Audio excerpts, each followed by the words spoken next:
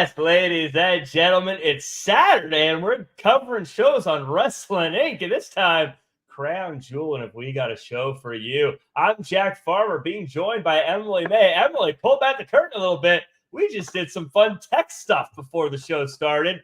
Apparently, I can just insert the intro video before we start. So manually, we had no idea what was going to happen when I hit go play. We had no idea. We were like, are we live yet? I was like, woohoo, here we go. It's the afternoon here. We both talked about how we were having coffee with our wrestling, which is quite odd. We're usually with something else. Yeah, it's interesting here. Pre-show started at 8 a.m. for me. So it was very interesting. I got my nice cup of Joe, drinking it with two hands, the steam coming off of it. It was great. Lots of folks here in the chat with us already. Thank you guys so much for joining us here. I got a question for you before we get involved in all the wrestling chat, though. Halloween just passed. How was your Halloween, Emily Mae? I mean, Halloween, it was a little bit low-key this year. I did a lot of different costumes just for my fun myself. But we had a lot of trick-or-treaters in our neighborhood. Kept it low-key. It wasn't crazy. So I've been watching this show, and if anyone else is watching it, no spoilers. It's on Netflix. It's this Korean show called All of Us Are Dead. It's a vampire show. Not a vampire show, a zombie show, right? Wait, vampires and zombies are two very different beasts. Are they? They bite you and you turn into them. Kind of the same thing. Do you turn into Wolverines or you just die? I don't. Or zombies. Zombies, you turn into zombies. I thought you said Wolverines. No, yeah, zombie and vampire. So it's a zombie show. And I was thinking as I was watching this, Emily, I hear all these people on social media, and they're talking about if they were to zombie apocalypse, this is what I would do. This is how I would save myself. And they get all in depth with these crazy schemes. And I'm thinking if there were zombies, I would just wear like a jean jacket and jean pants. You can't bite through jeans. I mean, that's not the way human teeth are made. People overthink it. If you swore kind of fit clothing, you'd be okay. I mean, have you watched like Dawn of the Dead and any other like classic zombie movie, Jack? Because you have to like hide in very specific like places. So I would survive in a mall because malls are deserted. No one's gonna look for you there. So by the way, GMO says, I think you're using the wrong microphone. Thanks for the heads up. I think I was using my laptop mic instead of my mic. So let me know if this sounds better, GMO. But yeah, why even hide? I mean, zombies are dumb. Just, close your door. And when you go out to go grocery shop and put on some like mildly thick clothing, and you can't like the hazmat suit or like astronaut suits. I feel like astronaut suits are really strong. It goes through space. Like, why not? That could fight a zombie apocalypse. See, that's too hard though. I mean, you don't have one in your closet, Jack? Take my. Well, I have a couple, but I'm trying to keep them fresh. Oh, okay. I mean, you're like the suit king. You would think you would have an astronaut suit. It's an astronaut suit, so it has a tie and everything. But grab a pair of jeans and see if you can bite through that. You can't bite through it. So yes, everyone in the chat, try it. We want to see your pictures. Tag us. Tag us. If you can't bite through the jeans, then zombies are basically just dumb people. They're dead dumb people. They're dead. Like, put on some gardener gloves, maybe a stylish turtleneck so they don't get your neck. And you're fine. Who cares? Oh my goodness. But the thing is, with vampires are supposed to be very smart. And technically you can't become a vampire unless you like agree to like be turned into a vampire. Like there's all these like rules. Oh, vampires are a different ball game. If vampires are coming for you, you're done. I'm sorry.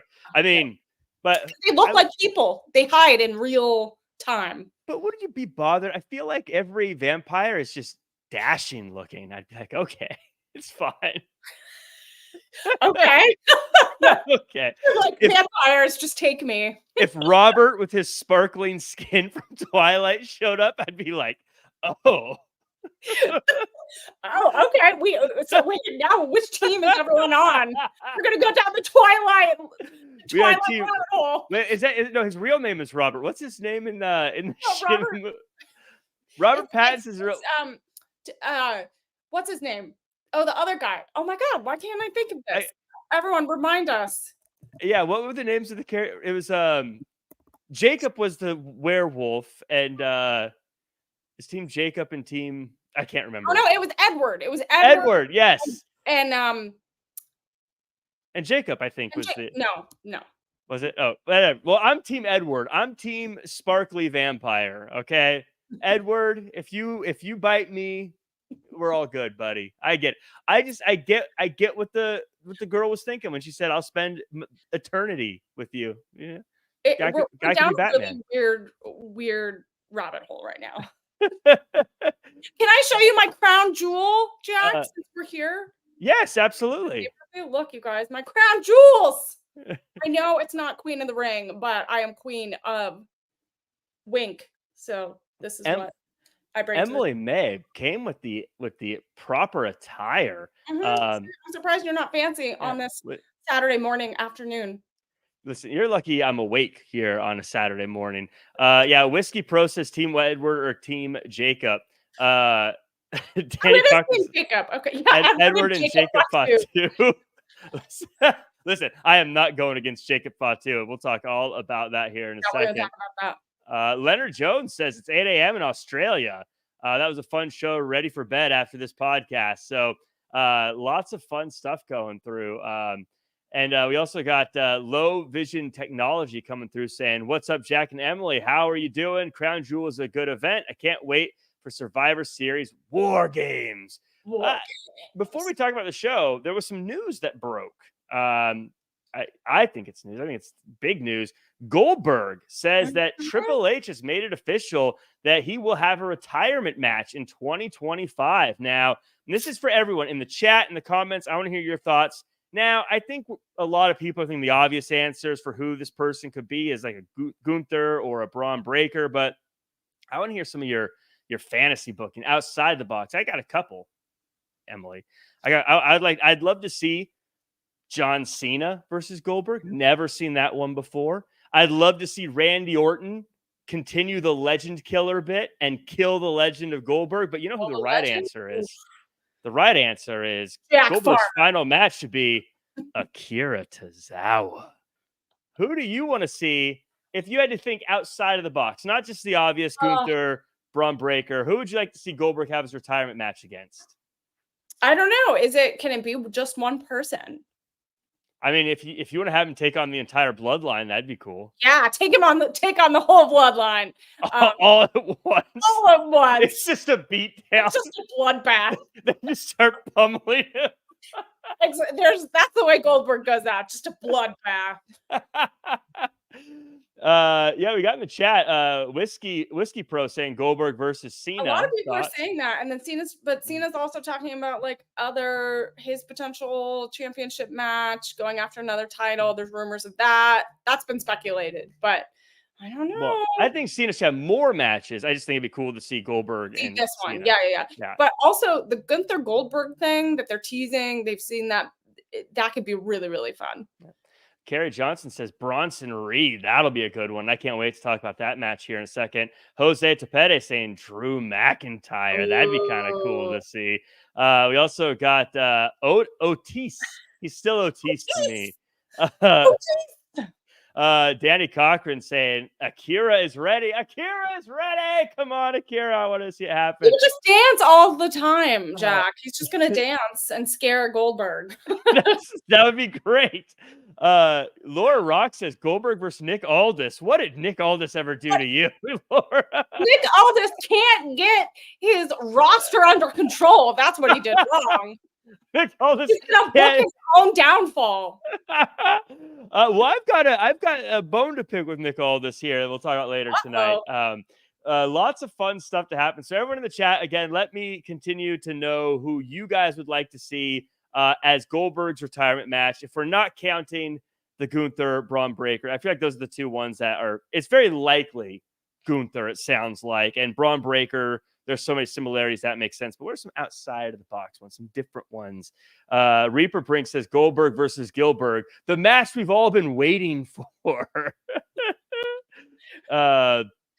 So let's talk a little bit about this show. Of course, before we do, as always, I want to shout out everyone who's watching us, whether you're listening to us later on, watching us live now. Like, comment, share, subscribe, 5-star reviews in the chats. I called out a few of you guys already, but Maestro's here, Danny Cochran, Jose Tepede, Laura Rock Reaper, Brink, Whiskey Pro, Leonard Jones, Low Vision Technology, LVT for short, Carrie Johnson, and Labchaki Hamza. I'm sorry I'm saying that wrong, but thank you so much for coming through as well.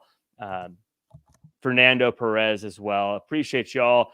We start this show, Emily Mae, with a 6-man tag team match. The match I call the Bloodline versus the Bloodline Wolfpack. In what I believe is the first time since the Royal Rumble 2022 against Seth Rollins. Roman Reigns opens the show. Roman Reigns makes faces as Jey Uso has his antics. Jey Uso chooses to tag in Jimmy instead of Roman initially. Reigns does eventually get in, and Solo just about has him beat, if not for a very last-second save by Jimmy Uso. Anarchy ensues, and afterwards, Jacob Fatu clears the ring. Solo hits the spike multiple times and pins the OTC, which now stands for Old Tribal Chief. As the Bloodline dismantles Reigns and the Usos, Sami Zayn makes his way to the ring to stop the carnage, but it ends with Sami Zayn accidentally hitting Roman Reigns with a haluva kick. Emily, a lot of stuff went down, but I think the final shot is what sat with us all, and that is Roman Reigns with his own close-up, disappointed, sitting down in the ring shot, much like Cody had after his loss at WrestleMania a few years ago. Talk to me about this very intense opening matchup.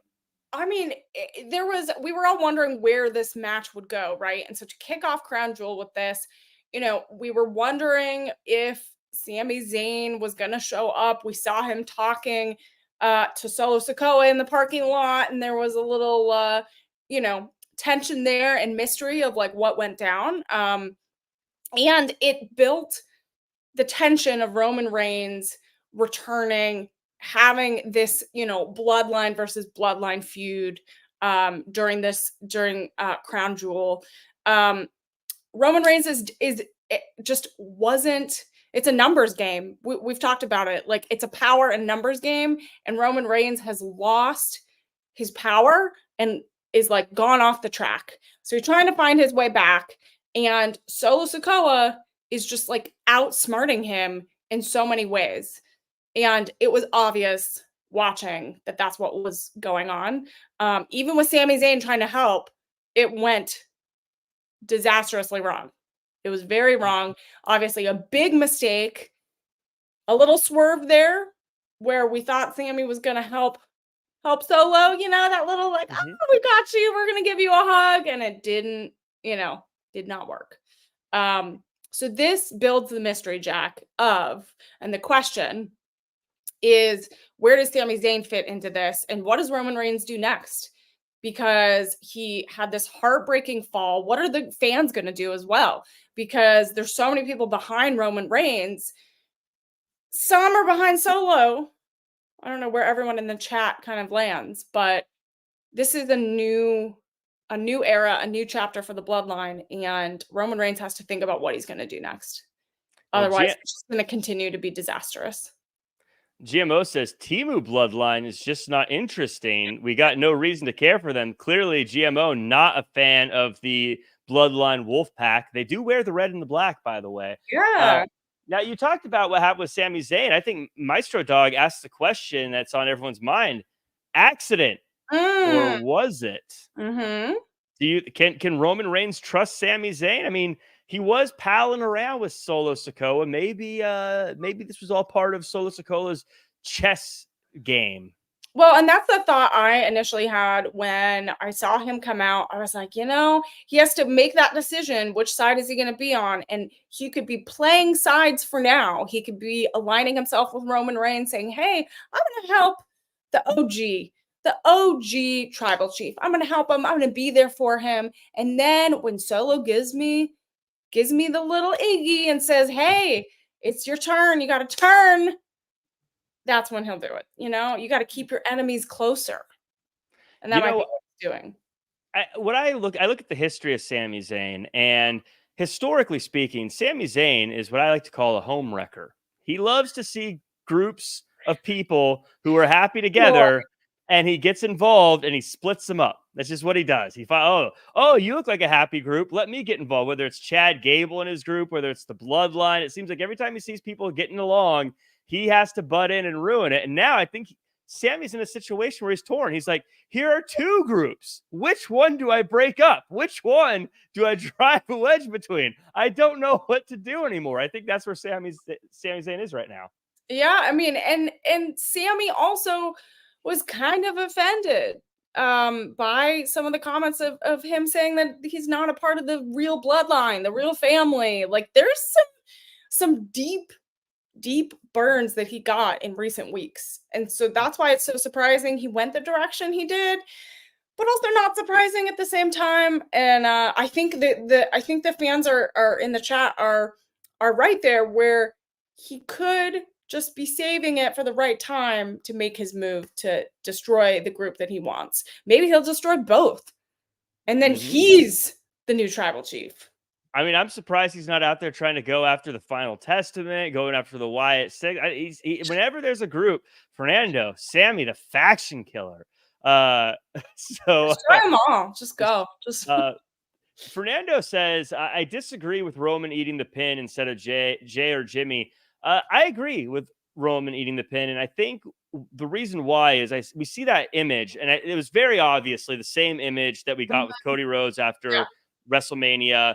I think they want us to see that, and they want us to know that Roman Reigns, much like Cody Rhodes, now has to go through hard times. And I think that we're supposed to see him like now he's the one on the other, and he's the one that has to prove himself, maybe have some tough matchups. You know, Cody Rhodes had to go through a Brock Lesnar, had to go through a lot of tough folks. I think this is the message that Roman Reigns, like you said before, had all the power, had the numbers. Now he's on the other side of this. And so I think that's what they're trying to send the message. And that's why I think it's okay that Roman took the pin in this one. But I think it shows how bad the downfall has been, right? I think the reason why Roman took the pin, and I think it's okay, is you need to have that emotional factor to it, the frustration of it, the anger. Like he's gonna build that all inside of himself, and that's gonna push him to the next breaking point and the next moment that he has to go back and think about, okay, what do I need to do to get back on top? How do I take Solo down? So all of these things are lining up to hopefully either get him on track or find another path. Yeah, one of my main takeaways with this matchup and this, something I was so impressed with is obviously the Bloodline story. We think back to, was it a year ago, 2 years ago now, when Paul Heyman said the famous, we're in the third inning line, and we all thought, come on, the third inning, whatever. And now that all this time later, this thing is still going. And I think back to, I'm famously a late period WCW fan. And so I always think of the NWO, and I make the joke about the Wolfpack here. And I look at the Bloodline and how it split. And now there's two of them, and they're warring, and there's all this intrigue. And I think of this is probably what WCW really wanted when the NWO split up, is this intrigue of these different sides. But this is still so good. This is better in a lot of ways when you think of the actual story than it's ever been, when you have the old group breaking up and coming back together, a new group involved, new pieces added. We're years into it. But when I look back to before Cody won the title, that was really all WWE, was the Bloodline. That was the main thing. Now, this is almost bigger, but it's just a piece of what WWE is right now. And I think that is such a testament to how good the roster is, the talent is, the people putting on the shows, the writers, the bookers, whatever you want to call it. Everything is just doing so well right now that this massive story can be bigger than ever. And now it's still not even the only thing when it used to be, if that makes sense, Emily. No, I mean, that makes sense. I mean, you have to think about every good faction and feud has chapters, right? And has little bookmarks that we're passing through. Or you could use, like Paul Heyman used the baseball analogy, right? You have, so I'm not sure which chapter we are in this, but it has layers, right? And we're in like we're in the trilogy here, right? Mhm. We're continuing this legacy, and as more members potentially join, and there's more layers and more like internal feuds, and this could go. Could be unending, and Mhm. just continue on. But the thing is, if things get too big, things get more complicated, and could potentially ruin a good thing. Mhm. So it it can get very complicated very quickly. Yeah. Yeah, with the number of people in that family, this literally could go on forever. It's Yeah. like not even joking. This could go on for a very long time with the number of people in that family who are all very talented. So more to come from that. I think that's going to be one of the bigger story pieces coming out of Crown Jewel. But we continue on to the WWE Women's Tag Team Championship Fatal 4-Way. Jade, Cargill, and Bianca Belair versus Damage Control versus Metaphor versus Chelsea Green and Piper Niven. This is a chaotic match, as you'd imagine, with Bianca Belair and Jade Cargill retaining the championships. This one, I have a question for you. This comes off of the back of our SmackDown after show. Last night, Flobo Boys and Glenn Rubenstein, Stein, I always mix it up. But Glenn and Flobo, they said that they didn't believe that the tag team division, the women's tag team division, was that hot right now because there's no clear number 2, number 3 contenders. There's not a lot of storylines outside of the championship matchup. However, viewers disagreed. They said you've got big stars, they've got a lot of talent, they've got interesting people. Emily Mae, I ask you, who's right? Is it the viewers who say that there's a lot of great talents, or is it the hosts, Glenn and Flobo? Oh, I mean, I hate to go against my fellow co-hosts, Glenn and Flobo, but I'm gonna have to say they're wrong about this. Mm-hmm. Because I think that the women's tag team division is so much stronger now than it was a few years ago. And it's continuing to grow. I like that even with the NXT roster, as well as Raw and SmackDown, we're building this tag team division that is quite strong. And I like how they've been able, Bianca and Jade have gone to NXT. They've been able to fight and defend things there. And so I feel like there's a more fluid and competitive roster than there has been in a long time. So I would say they're quite wrong. And I think it's going to continue to grow too. I mean, even the men's tag team roster has grown as well with the added tag team Motor City Guns and stuff. So shock, the people say you are right. The people say that the people are right. Fernando. This was really a fun matchup. I'm gonna be honest with you. I went into this one with kind of low expectations as far as it being a match of the night contender or anything like that. But this was a good time.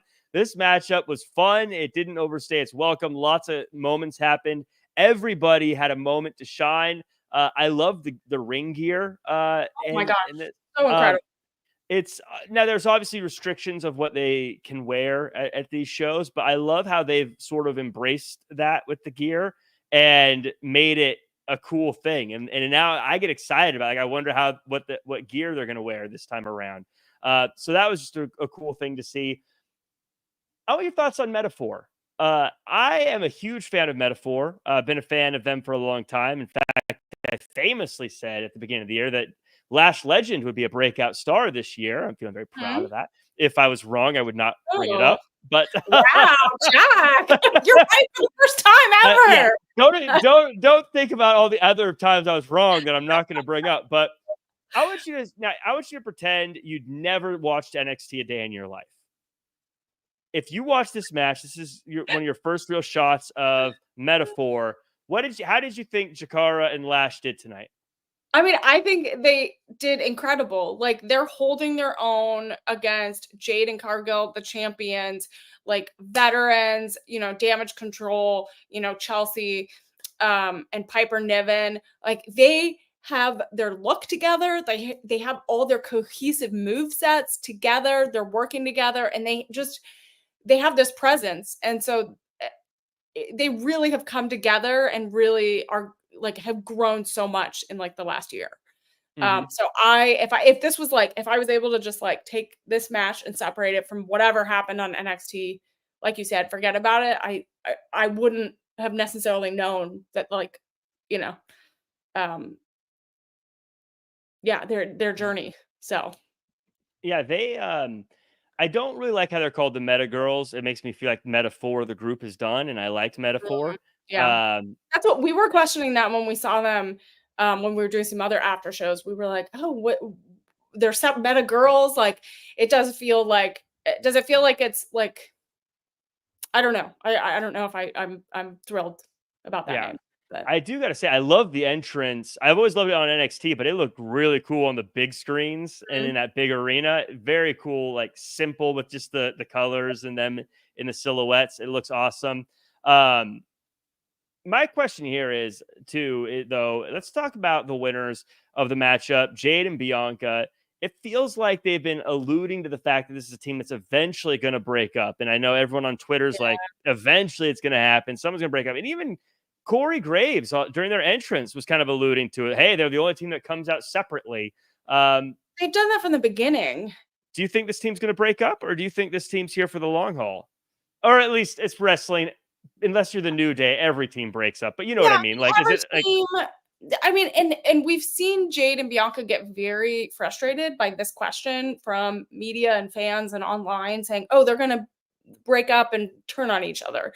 mhm, And they get frustrated by that question a lot, which I understand because they're in the moment, they're champions, they're working together, they're trying to make history. So I get how frustrating that is because they're trying to build the stories and build the moment right now. They can't think 6 months, a year, 2 years from now. I mhm, think eventually there might be some type of tension because they really are the only team that has a separate entrance. It, mhm, it felt a little more cohesive today where Jade kind of came out and then Bianca shortly after, but it does feel as if you are a tag team, you need to have the same entrance or a similar, more cohesive entrance. But on the other hand, the fans love Bianca's entrance and it's iconic. So I could see how it's like, how do you even make one that's just as good? yeah. So it is kind of like a mixed feelings about it. It is tough when you have an entrance like Bianca's that is so popular and is so iconic, but it grinds my gears when tag teams don't come out together. It's if you're a solid team, now if you're a team that we don't expect you to be around together, like whatever, do it once, that's fine if you're separate. But Mhm. like if you're the champs, you gotta have a you gotta have Yeah. call me a purist, Emily. I like him to have the Yeah. same entrance. I want him to have matching gear. I want him to I mean, I want it to be cohesive. they both were bedazzled. All their Yeah. gear, both their gear was totally bedazzled. It looked really amazing. So they do have the look down. They always seem to collectively have that down. Even when they're arriving to the arena, their looks are together as a team. Mhm. So it's just that one entrance that I think fans are like, "Hey, can we have a little something more cohesive?" I've said before, I've said on the some of the other after shows, I love the tag team division. To kind of go back to what Flobo was saying and Glenn was saying, is I do think there's a lot of strong characters in the tag team division. I do think there's a lot of strong teams in the tag team division. I feel like Bianca and Jade are just overpowered for this tag team division. I think they are such forces of nature that in a one-on-one situation, I have trouble thinking any team can beat them. And so I feel like it's hard to line up challengers for them that Mhm. feel credible, that feel like they could win. And I think it's a kind of a strain on the division, I think, to try to keep up challengers while also building an undercard of the tag team. Like, it's hard to have non-title feuds in the tag team division when you're sort of struggling to put the tag team champs in a position to make me feel like they could lose. Because any one of these teams on their own, Yeah. if you said if it was Metaphor versus Cargill and Bianca, I'd be like, oh, Metaphor doesn't stand a chance. Come on. Like, Mhm. what are you thinking? Or if it was Damage Control, I'm a huge fan of both of them. But I feel like, come on, no one's going to beat these two. They're too powerful. I guess maybe this is how the people used to feel about the Road Warriors maybe back in the day. I don't know. Do you That's think my that's why one they thing. keep pairing them with, like, multiple tag teams? Like, so that they have to face, a triple threat, a fatal four-way, like, because really any single team is it's just gonna be devastating to them to lose. So, Mhm. maybe that's why there's like all of these types of matches now, because they're such a strong tag team. I mean, that's what I would think. I think that's why they're doing it, but that's why it becomes hard to build up teams, because now we just saw 3 teams take a loss, so it's going to be hard. If your next matchup or your next show, you say, well, we're going to now do Damage Control versus Jade and Bianca, I'm going to say, well, we just kind of saw that, didn't we? Like, it's going to start to feel stale. So I don't know. I love the team. They're a phenomenal team. They're almost, like I said, they're almost too good. I'm like, you got to pull it back a little bit. Fernando in the chat says Zoe and Shayna would make good team to challenge Jade and Bianca. And I agree with that, but that's a team that I feel is so 50-50 in their wins and losses. I don't necessarily believe them right now either. But we'll see. We'll see how that goes. WWE has been booking pretty well, so I'll trust them to keep it going.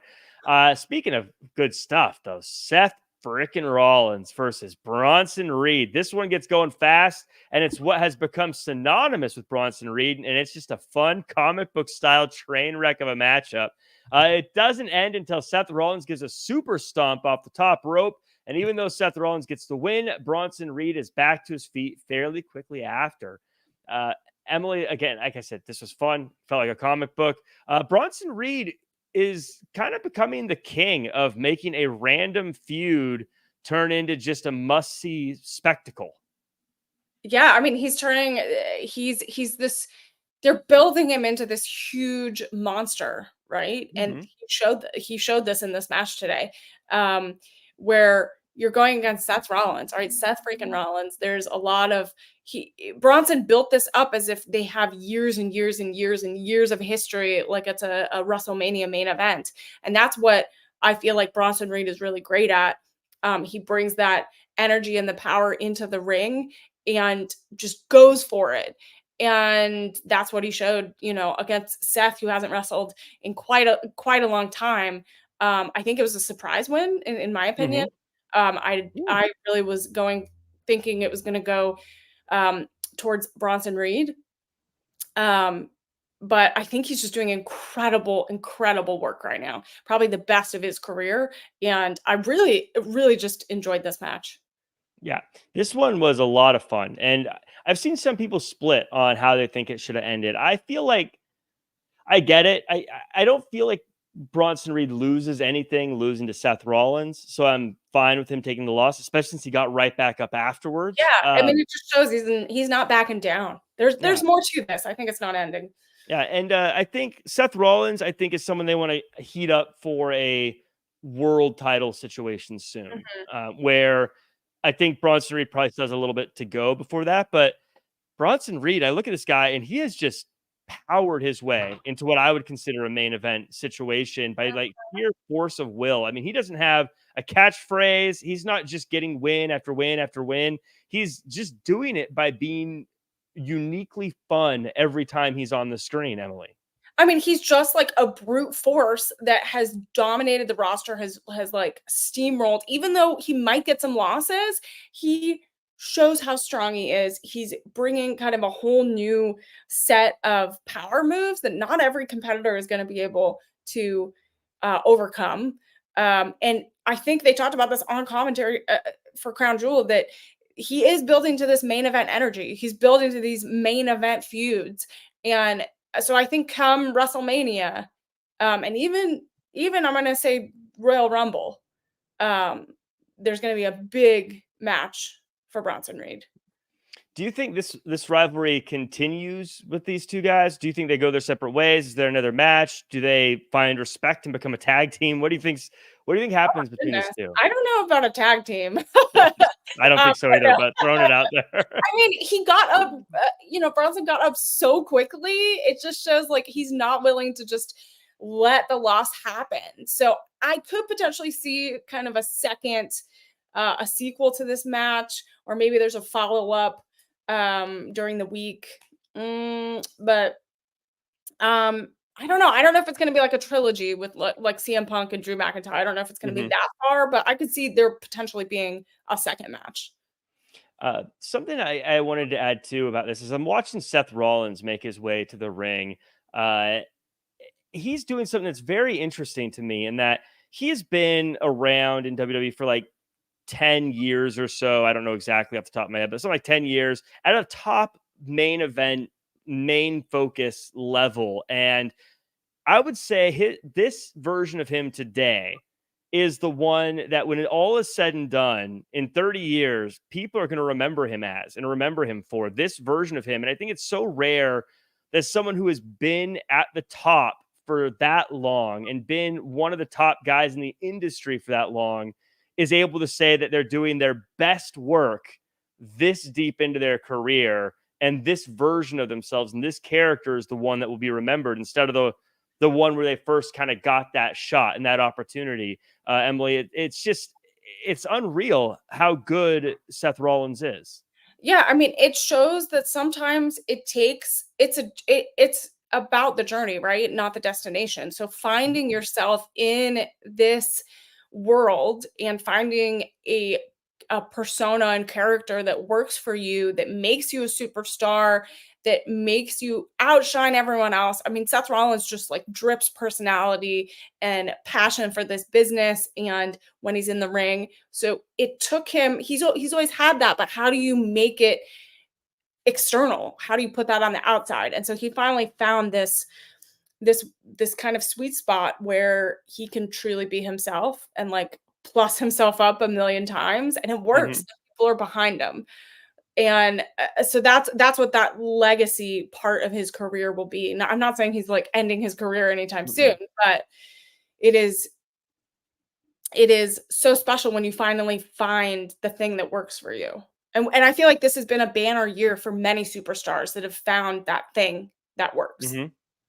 Yeah, just incredible stuff from them. It was a fun matchup in the middle of the show. We also got another one. This one was a lot of fun as well. The WWE Women's Crown Jewel Championship match. A Women's World Champion Liv Morgan versus WWE Women's Champion Nia Jax. Nia Jax starts off strong, just ragdolling Liv Morgan. When Tiffany Stratton comes out, is about to cash in, only to be sent to the back by Nia Jax. Tiffany Stratton comes back out, but Raquel Rodriguez and Dominic Mysterio show up to stop her and cost Nia Jax the match, making Liv Morgan the first ever Crown Jewel champion. This one I thought was a very clever matchup in the way this all played out. But let me ask you this, Emily Mae, if you were the one with the pin in the back, do you think Liv was the right person to win? Well, first of all, I have to say Liv Morgan just seems to not be able to win on her own. So that's a little controversial. It just seems like she has all the help of everyone else. The thing is, Nia Jax understands what it's like to win in Saudi Arabia, Queen of the Ring. So I feel like Liv winning this is just going to add to her momentum, add to her ego a little bit. So I would say, like, technically I would have rather had Nia win, but Liv, I think this is just going to add to more of the drama. And I think Nia and Tiff have some things to work out. So I think they need to focus on that first before adding any more accolades. Yeah, I think that they played this perfectly in the sense that they somehow managed to walk that very thin line of a bad guy versus a bad guy, but still somehow made it work. Liv obviously cheating to win, but because the issues with Nia Jax and Tiffany Stratton, it gives Nia an excuse to look the other way because she's got other things to deal with instead of being like, I want to get revenge on you for doing this to me. It never felt like anyone was betraying who they were supposed to be or what their characters were just for the one night matchup. So everyone I thought was really, really good at this. A lot of people are saying Ricky Sinclair, in fact, in the chat says this should have been a cash in. It could have saved the show. Emily, do you think Tiffany Stratton should have cashed in? So I thought she was going to cash in. But again, they're teasing it. I don't honestly think it's going to happen until, like, I think it's still too soon. It feels too soon. And they keep teasing this every week or every premium live event since Tiff has had the briefcase. Like, when is she going to do it? And soon that's going to break, that alliance between her and Nia. Like, it's just going to break. She could have done it tonight, and she didn't. So they have to work it out. Yeah, Secular Belt saying she could have cashed in on both belts. You know, I was thinking she should have cashed in on the Crown Jewel Championship. I know. Just I don't taking know. that one. We haven't really figured out those rules. I don't know if she can cash in on the. I mean, I think technically at the moment of the match, it was vacant. So I think if she cashed in, she would just become the champion at that point, I guess right? so. I guess that could happen. I feel like we're getting into weird territory where we don't know yet.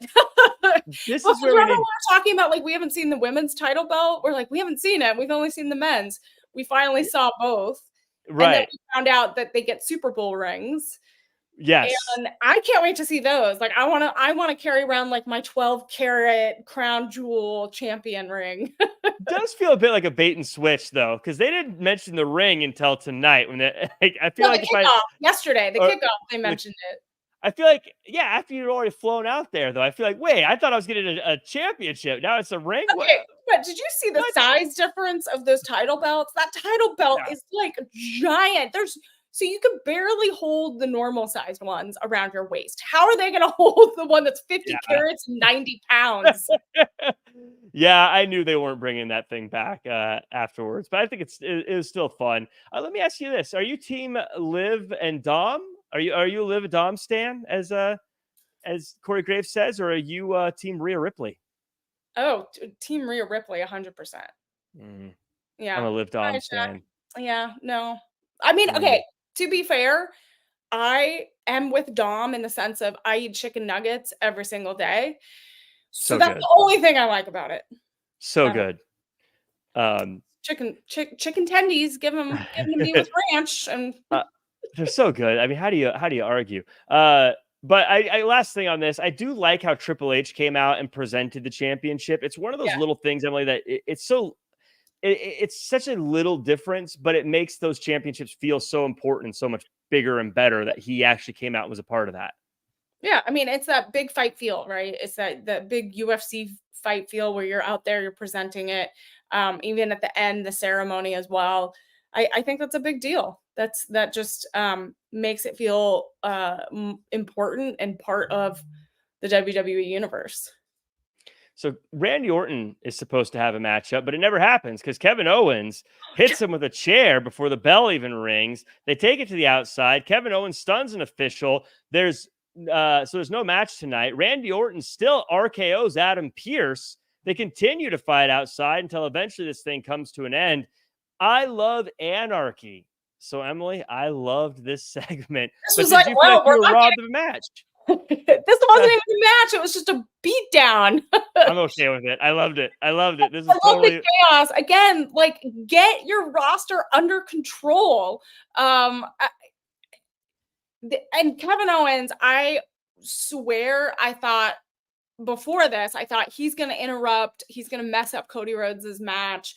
But then after this happened, I was like, oh, no, he's not good. he's not gonna interrupt this main event. So I loved it. I love a big battle. I love a big, beat down. So this was really fun. But again, what's gonna happen? Does this mean they have an official match sanctioned by the GM later down the line? Is it Survivor Series? Like, this does not end here. Right. Yeah. I love the pacing of this in that sense, because there's definitely more meat on the bone for those two to continue this rivalry. And this allows them to continue to do that. And this, again, in the middle of a show, I'll be honest, this is where I was like, okay, I missed the 5-match shows. People who know me know that I start to get a little antsy after that you like 2-hour mark. 90 minutes. You're like, just 90-minute shows. I was like, okay, we're getting long here. And so this actually made everything speed up. Felt like it was exciting again. So I love this. But I gotta say, Emily, this is where I'm going to take a stand, and it's time. And I know I'm just a podcaster, but listen to me. It's time.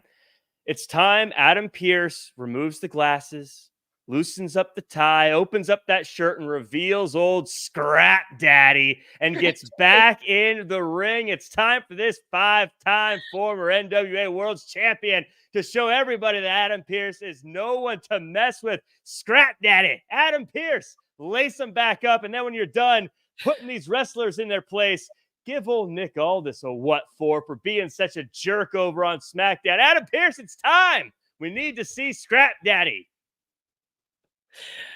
All right, Jack, here, get off your box. I'm moving your little. Is it time? It's time. Come on. I know. That's what I keep saying. I know you're a Scrap Daddy fan.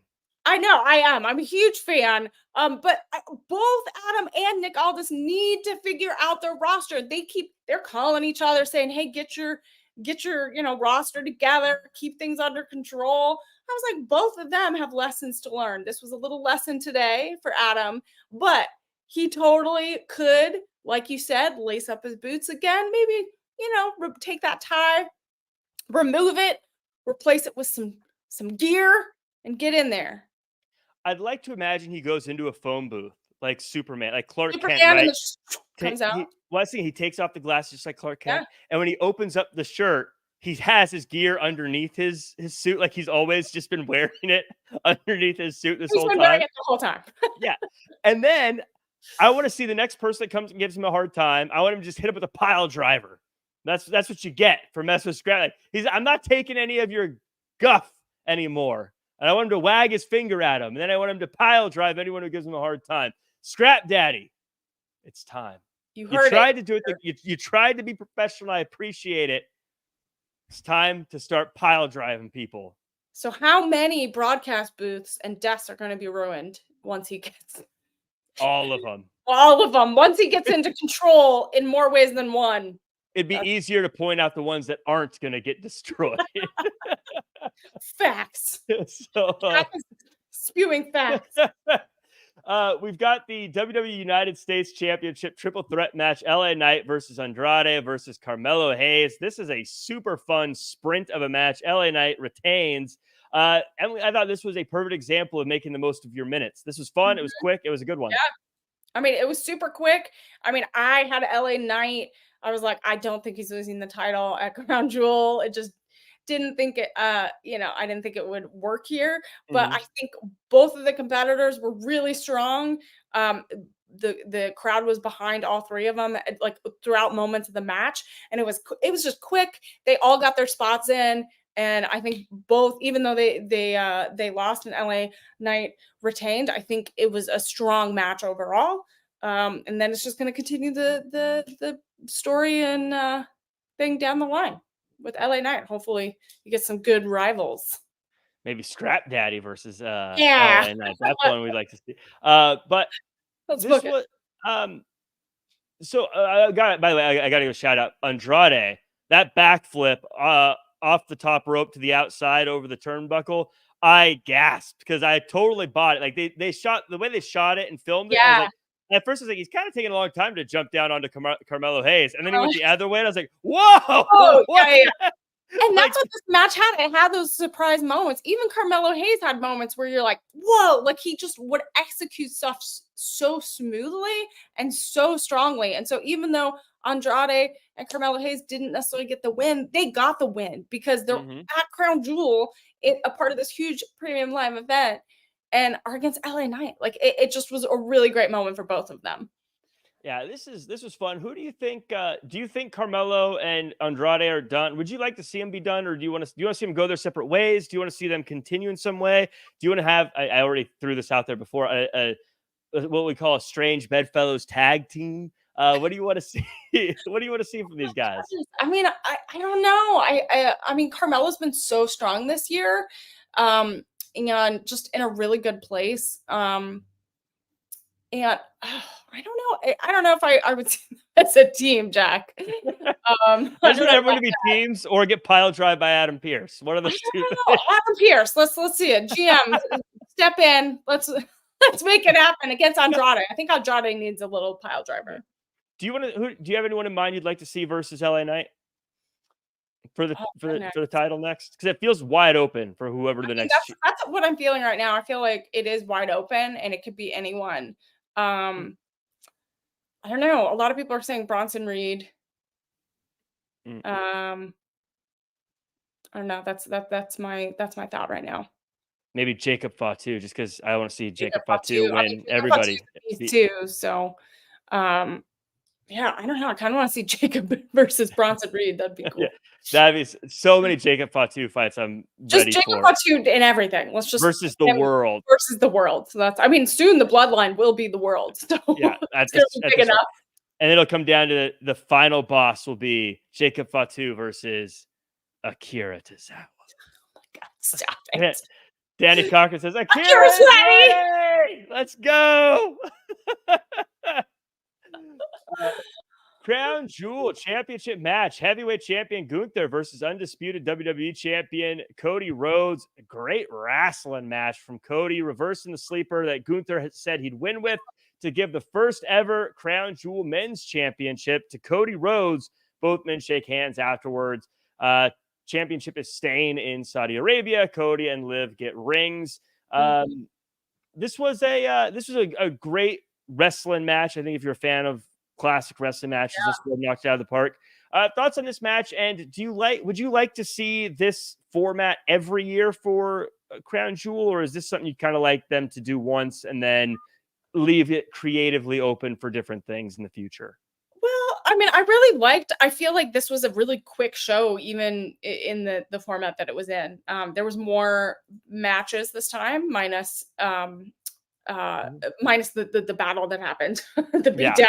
Right. So I like the format because you knew you had your 2 Crown Jewel Championship matches. You had some other title matches as well. But this main event overall was, like you said, a very classic wrestling brawl. It's a wrestling fight. You have 2 strong guys. I do have to say, Gunther looked so freaking strong, and what I loved is I did not expect the crowd to be so loud for Gunther. They were loud for Cody, but just on the same spectrum, they were super loud for Gunther. And what I liked is they had this back and forth of just like hitting each other, striking each other. You could see the frustration in both of their faces. I liked the slow-mo that they did during the recaps, and it was you could just see like just the strikes on their bodies. And it was a classic wrestling match where you have 2 big guys, 2 strong champions, champion versus champion. They're both at the top of their game and they're just going at it. And so you know it's going to be this like crazy battle, and it was. And there was emotion and frustration. Going in, I thought Gunther just had a slight edge over Cody. Even though Cody I'm a huge fan of, I felt like Gunther, with the promos he was doing leading up to this, kind of their face-to-face that they've been having on Raw and SmackDown, I thought, he just has this edge about him that might get him the win. Obviously, it went a different direction, which I'm still happy about the result. I would have been happy either way. But overall, I think it was a really great main event to top off Crown Jewel.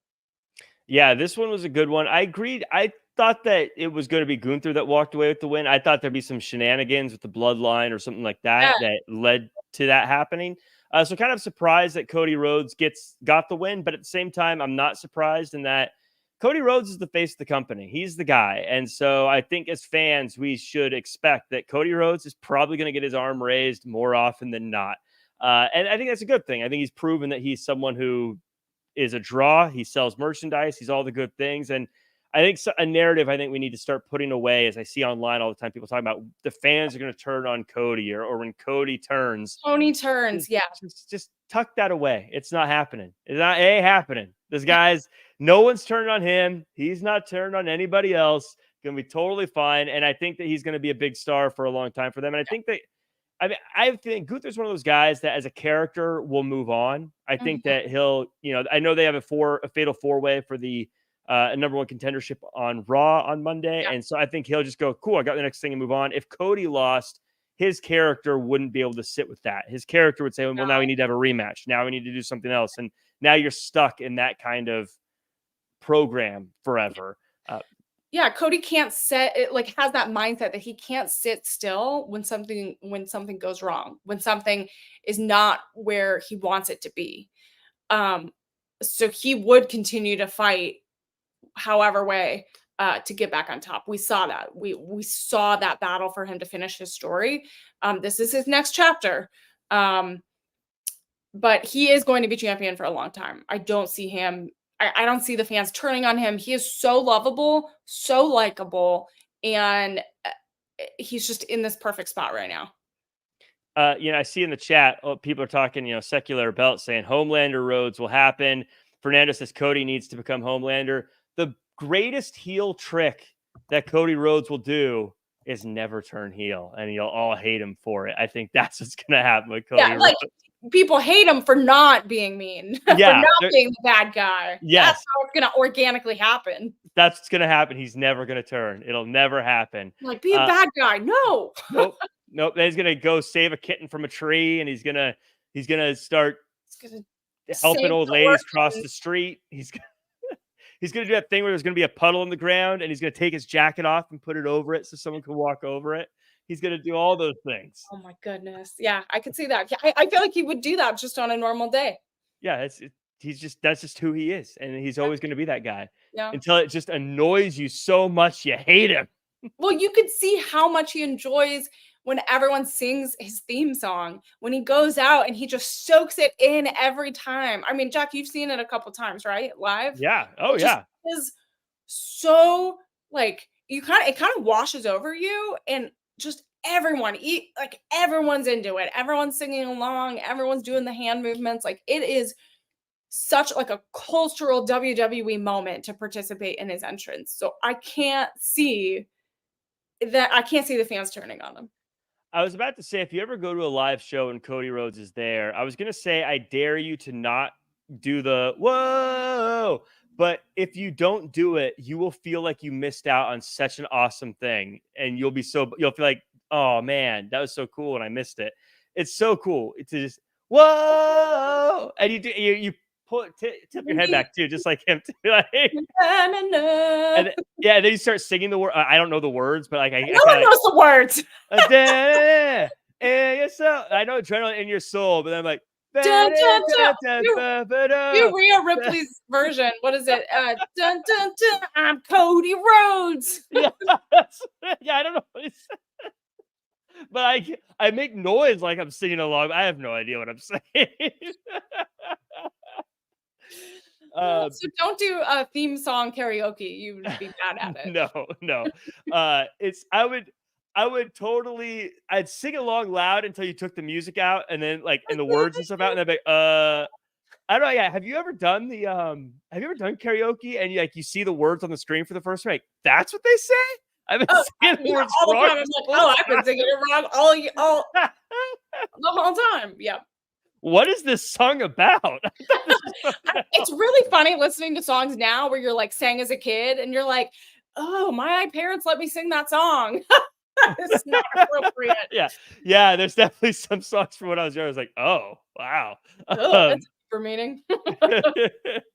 Well, I thought this was a fun show. This was in the chat. I'm seeing some mixed reviews here. In the chat, let us know your overall thoughts of this show and this episode. Emily, what were your thoughts on this one? Again, I thought this is a fun mid-afternoon wrestling show. Yeah, I mean, I loved it.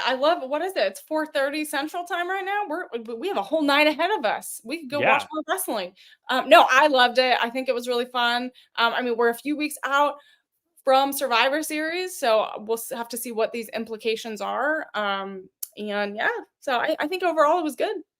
Yeah. And where can we find you online?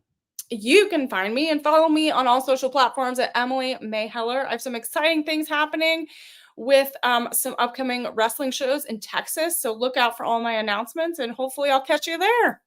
Upcoming wrestling shows. So any of those WWE ID shows that maybe. We do have, if you are in Texas, we do have Reality of Wrestling on November 10th. So that's 8 days away. Yeah, 8 days away. So if you're there, the newest member of WWE ID program. So yeah, come check it out. Very cool. Love to see the successes over there and all the things you're doing, Emily. I thought this was a great show. Again, it was fun. It was a fun mid-afternoon wrestling show. Great matches. Things felt like they mattered. And it was a cool moment seeing those both Liv and Cody hoisting up these massive championships above their heads. You can find me at Real Jack Farmer across all social media. I'm covering Raw and AEW on Mondays and Wednesdays here on Wrestling Inc. Also on the Wrestling Chatter, my interview with Alex Wright just dropped. That's a very fun one. We talk about all sorts of cool stuff, including stuff like his Mount Rushmore of European pro wrestlers. See who made the list and who didn't make the list, by the way. Also, you can check out. I was interviewed by Tom Talks Rubbish, and that interview is dropping on Friday, so you can see me chat about all sorts of fun stuff over there. If you're not sick of my voice already. That does it for us, Emily Mae. Make sure to follow at Wrestling Inc. for all the latest wrestling news. Make sure to like, comment, share, subscribe, 5-star review on Apple Podcasts, and always do that kind of stuff. Anyways, we'll see you on Monday for the after Raw show on Wrestling Inc. We'll see you guys there. I'm hitting the end stream button.